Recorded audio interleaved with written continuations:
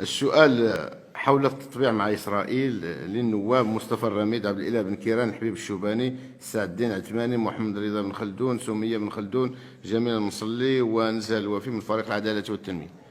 تفضل سيدنا. شكرا سيد الرئيس.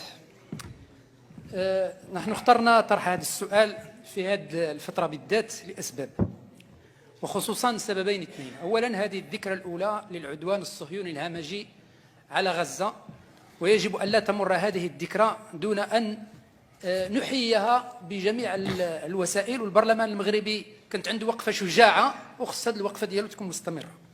النقطة الثانية، مع الأسف الشديد نلاحظ تنامي ظاهرة التطبيع بطريقة يعني محيرة بشكل كبير. احنا مع الأسف الشديد في بلادنا وقع استقبال المجرمة الصهيونية ليفني، على الرغم من أننا احنا كنا عرضنا جهات كثيرة مغربية، إلا أن رغم ذلك تم استقبالها.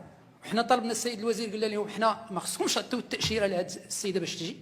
جاءت رغم ذلك وقلنا اعتقلوها، فقال البعض فبدأ بالاتهام، فإذا به الصفعة توجه إلى الذين استقبلوها والذين دعوها والذين قبلوها واستقبلوها بالأحضان من قبل القضاء البريطاني الذي طالب باعتقال هذه الوزيرة الصهيونية السابقة. ولهذا السبب لم تدخل بريطانيا ولم تزور بريطانيا.